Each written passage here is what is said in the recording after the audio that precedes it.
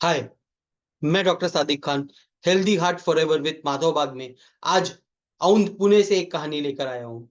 ये जो हमारे पेशेंट थे, इन्हें 4-5 दिन से सीने में दर्द हो रहा था। इन्हें काफी टाइम से सांस फूलने की तकलीफ थी, थोड़ा भी काम करने के बाद, जिसे वो नजरअंदाज कर रहे थे, पर अब सीने में दर्द होने लगा। तो चेकअप करवाया और ईसीजी में उन्हें पता चला कि उनके हार्ट के कुछ हिस्से को खून कम मिल रहा है, यानी उन्हें आईएचडी ये प्रॉब्लम है। क्लिनिक में आने के बाद में उन्हें ये भी पता चला कि उनकी शुगर भी थोड़ी-सी बॉर्डरलाइन बढ़ चुकी है।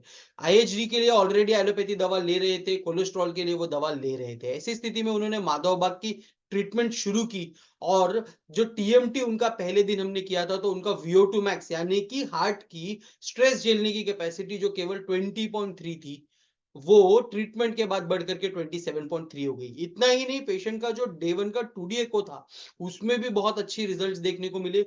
हार्ट की पंपिंग जो मेन कही जाती है 50% से बढ़कर के 60% हो गई और हार्ट के अलग-अलग हिस्से में जो खून की सप्लाई कम हो जाने की वजह से कमजोरी दिख रही थी, वो कमजोरी भी बहुत हद तक यहाँ पर आप देख सकते हैं कि टुडेको में इम्प्रूव होती हुई दिखी।